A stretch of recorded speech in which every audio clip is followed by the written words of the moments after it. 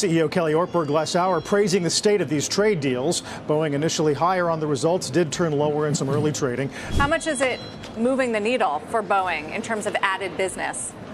I think a lot. I think people don't realize Boeing's backlog is 7 years of production right now.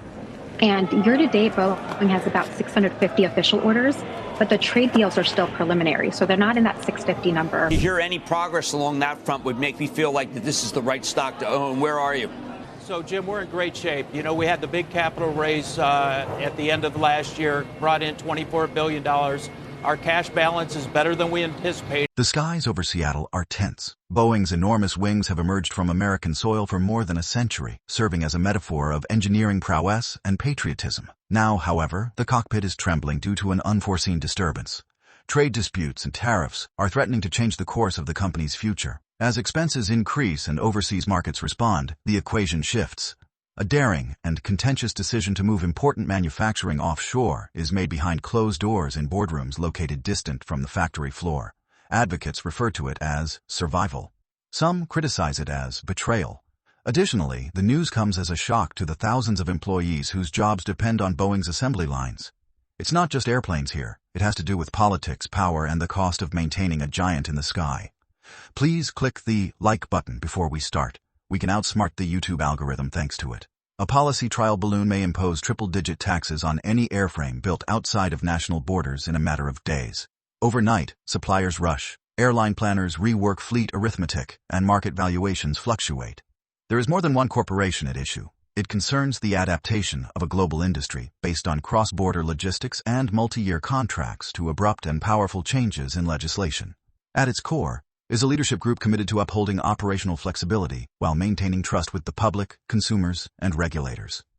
The following is an obvious factual story of how strategic decisions reverberate across capitals, boardrooms, and factories, and how the future of commercial aviation is now determined by striking a balance between national priorities and global competitiveness. Please click the subscribe button before we proceed. It significantly aids in the channel's expansion. Executives in the defense and aviation industries say that the current climate is the most stringent in generations. While defense ministries look for capability upgrades influenced by new security realities, airlines are updating their fleets to satisfy resilient travel demand. However, the supply base continues to suffer from past interruptions, shortages of skilled labor, parts, and certification queues that take months instead of weeks to process. Given the current environment, any effort to reorganize production, whether to nearshore, diversify, or consolidate, these strategies can increase efficiency but can cause opposition.